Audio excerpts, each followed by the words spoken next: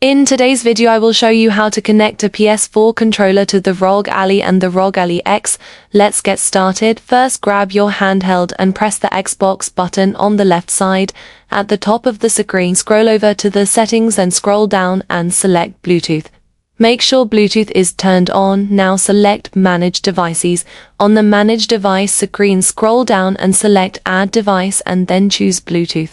Now grab your DualShock 4 controller, press and hold the PS button and the share button at the same time. Keep holding them until the light bar on top of the controller starts flashing. This means the controller is now in pairing mode. Go back to the ROG Ally screen and look for wireless controller in the list of available devices. Select it and after a few seconds your PS4 controller will be successfully connected.